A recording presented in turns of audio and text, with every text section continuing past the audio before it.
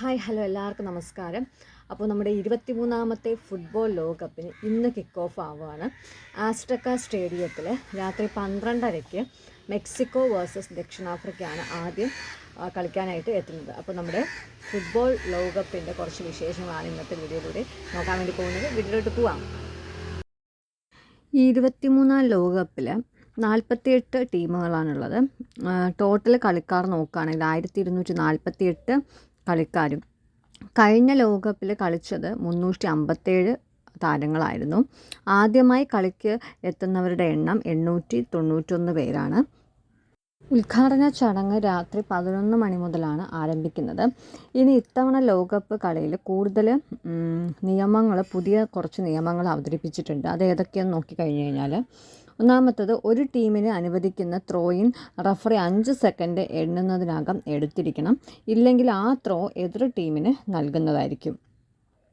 അതേപോലെ എതിർ ടീമിലെ കളിക്കാരനുമായി തർക്കത്തിൽ ഏർപ്പെടുമ്പോഴോ അല്ലെങ്കിൽ കളിക്കാർ കൈകൊണ്ടോ ജേഴ്സി കൊണ്ടോ വാ പൊത്തിയാൽ റഫറി ചുവപ്പ് കാർഡ് കാണിക്കുന്നതായിരിക്കും.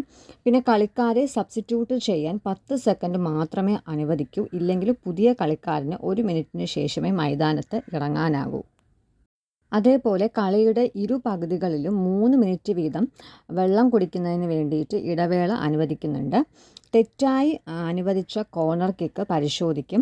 ഫൗളിന് മാറി കാർഡ് അനുവദിച്ചാൽ ഇടപെടും. കളി തുടങ്ങുന്നതിന് മുൻപുള്ള ഫൗളിൻ്റെ കാര്യത്തിലും ഇടപെടുന്നതാണ്. അതേപോലെ റഫറിയുടെ തീരുമാനത്തിൽ പ്രതിഷേധിച്ച് കളിക്കാരൻ മൈതാനം വിട്ടാൽ ചുവപ്പ് കാർഡ് കൊടുക്കുന്നതുമായിരിക്കും.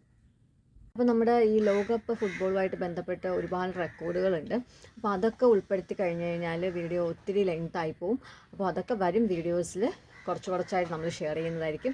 അപ്പോൾ ഇന്നത്തെ വീഡിയോ ഇഷ്ടമായെന്ന് വിചാരിക്കും. നമ്മുടെ ഫുട്ബോൾ പ്രേമികളൊക്കെ തന്നെ വീഡിയോയ്ക്ക് ലൈക്ക് ചെയ്യാനും ഷെയർ ചെയ്യാനും ഫോളോ ചെയ്യാനും ഒന്നും മറക്കരുത്. മറ്റൊരു വീഡിയോ ആയിട്ട് കാണുന്നത് വരെ ഓക്കെ, ബൈ.